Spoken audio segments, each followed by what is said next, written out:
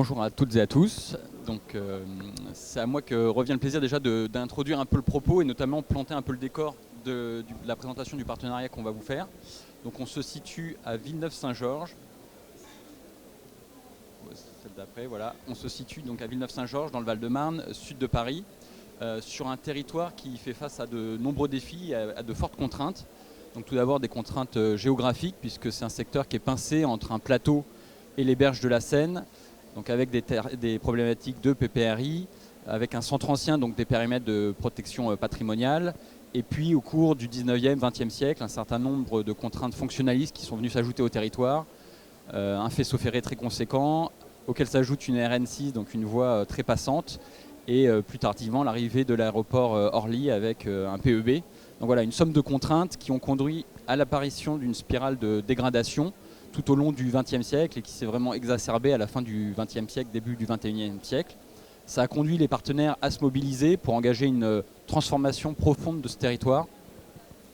Et notamment donc, le GPA fédéré avec l'établissement public d'aménagement Orly-Rungis-Seine-Amont dit EPA-ORSA, qui a pris l'initiative d'une opération de transformation du territoire au travers de son opération d'intérêt national, en profitant d'un programme, donc le Programme national de requalification des quartiers anciens dégradés, le PNRCAD, qui a donné des moyens conséquents en termes de financement en rue, financement de l'ANA, pour mener à bien cette transformation ambitieuse du territoire.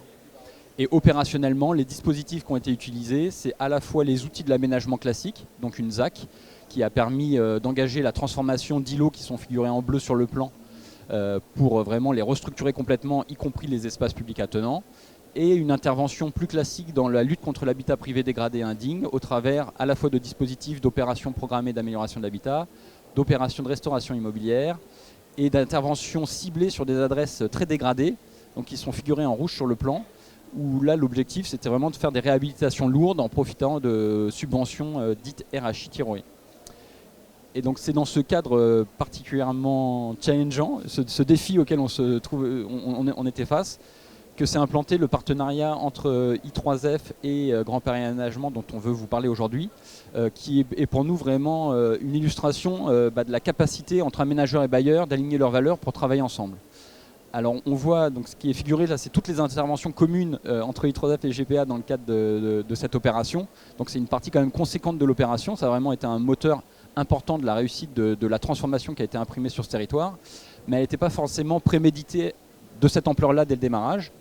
I3F avait été identifié assez tôt, dès 2012, comme un partenaire naturel parce que présentant des capacités de relogement sur le territoire. Donc il était prévu son intervention à nos côtés en contrepartie de réalisation de programmes neufs. Mais c'était un peu la base du partenariat qu'on a eu sur ce territoire. Et il s'est poursuivi tout au fil de ces déjà 14 années opérationnelles de ce projet. Et il s'est réinventé d'étape en étape. Donc il y a eu vraiment des formes et des façons de travailler ensemble très différentes. Mais il y a vraiment une continuité de capacité à travailler entre les équipes et d'aligner nos valeurs. Et je pense que c'est parce qu'on porte aussi des valeurs fortes communes sur la qualité de ce qui doit être produit, la qualité aussi de la gestion, du temps long qu'on veut imprimer à ces territoires. Et c'est ce qui nous rejoint, je pense, et qui nous facilite le travail entre aménageurs et bailleurs. Alors plus précisément, c'est l'illustration des différentes formes de partenariat qu'on a pu avoir sur le territoire. Donc, le premier jalon, on va dire les programmes immobiliers neufs classiques, on va dire en ZAC. Après, on a une intervention alors, en co-maîtrise d'ouvrage. Donc, on a partagé notre maîtrise d'ouvrage pour la réalisation de réhabilitation lourde. On a eu une intervention sur une reconstruction d'un bien patrimonial. Donc là aussi, des choses assez originales qu'on ne fait pas dans toutes les opérations. Et là aussi, on a réussi à trouver une façon d'intervenir ensemble. Et plus récemment, on travaille sur la recomposition d'un îlot qui est particulièrement central dans le centre ancien de Villeneuve-Saint-Georges, en profitant pour réinterroger les façons aussi de produire cette ville. Donc c'est pas parce qu'on intervient sur un centre ancien qu'on utilise des anciennes techniques systématiquement. On peut aussi réinventer la façon de faire. Et c'est là aussi, je pense, qu'on se rejoint entre aménageurs et bailleurs. C'est la volonté de re-questionner notre métier, notre façon de faire. Et c'est particulièrement, je pense, enrichissant pour les équipes qui travaillent dessus. Mais je vais laisser la parole à Aurélia qui va présenter plus en détail et illustrer un peu ces différentes façons de travailler ensemble. Donc, comme vient de l'expliquer Armand, donc EPA-ORSA et Immobilier 3F, on s'est engagé dans un partenariat qui repose sur une dynamique collective.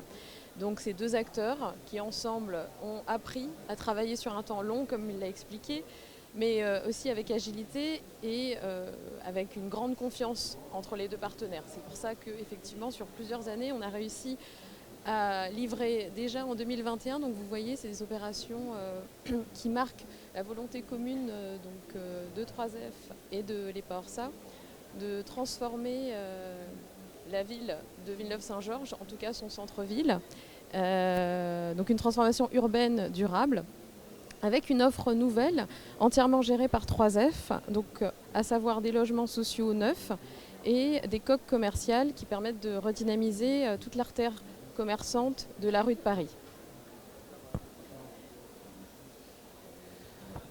Là, vous voyez donc les opérations complexes qu'on vous a expliquées, qui sont en fait des opérations de réhabilitation énergétique sur des bâtis anciens qui avaient une valeur patrimoniale assez caractéristique du patrimoine de Villeneuve-Saint-Georges. Alors, ces opérations ont été menées en maîtrise d'ouvrage, en co-maîtrise d'ouvrage avec EPA-ORSA et Immobilière 3F. Alors, un montage qui s'est basé d'une part sur l'expertise de l'EPA-ORSA dans l'activation des fonciers et des financements de l'ANA, qui est intervenu du coup pour financer la réhabilitation, et le savoir-faire technique d'Immobilière 3F dans la réhabilitation lourde de sites particulièrement contraints. Donc tout ceci grâce à la mobilisation de l'équipe d'architectes, donc l'agence de Jean Marin et l'entreprise Génère qui a permis de livrer cette belle opération qualitative et durable au printemps 2024.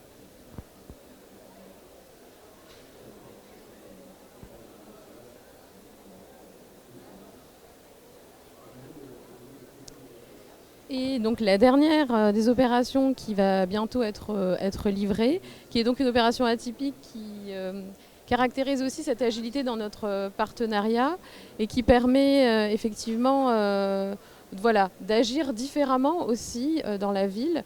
Alors initialement, c'était une opération qui devait être une réhabilitation d'une maison bourgeoise du 19e siècle, également caractéristique de ce patrimoine qu'on connaît peu à Villeneuve-Saint-Georges, mais qui devrait être en tout cas mise en valeur, et c'est un peu le cas dans cette opération, et qui est devenue du coup une démolition-reconstruction de par l'état de dégradation assez avancé de la maison, mais une reconstruction à l'identique. Ici, on vient créer 7 logements sociaux, donc c'est une petite opération conçue donc par l'agence Cora et réalisée par l'entreprise Pitel, et la livraison est prévue au printemps 2026.